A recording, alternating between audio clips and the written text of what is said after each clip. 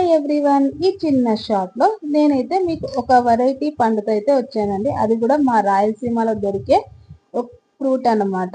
ఇది మా సైడ్ అయితేనే దొరుకుతుంది. అది కూడా మా వర్షాకాలంలో, లైక్ వర్షాకాలం అప్పుడు ఈ పండు అనేది దొరుకుతుందండి.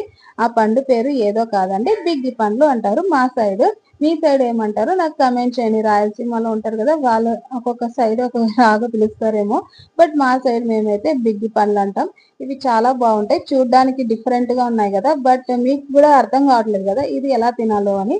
నేనైతే ఈ వీడియోలో చూపిస్తాను. ఫస్ట్ మనం ఈ పండుని ఇలా తీసేసుకోవాలి. ఈ పండుని తీసుకున్న తర్వాత మనము ఈ పండుని జస్ట్ అలా ప్రెస్ చేసేస్తే పండు అనేది ఓపెన్ అవుతుంది. నేను ఈ వీడియోలో చూపిస్తున్నాను కదా, జస్ట్ నేనైతే ఇలా పండును ప్రెస్ చేశాను.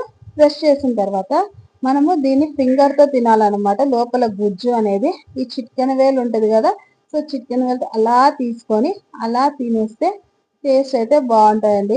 బట్ ఇవి ఎట్లా అంటే తీయగా ఉంటాయండి పండ్లు. కొన్ని పులుపు ఉంటాయి, కొన్ని తీయగా ఉంటాయి, కొన్ని చప్పగా ఉంటాయి. తీయగా ఉండే పండు బాగున్నట్టు అనమాట.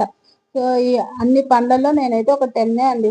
తెలియదు కదా మనకి లోపల ఎలా ఉంటాయి అదనమాట. కొంచెం కష్టం అనమాట ఇవి ఏరుకోవడం. సో ఇదన్నమాట ఈ చిన్న షార్ట్. నచ్చితే లైక్ చేసి షేర్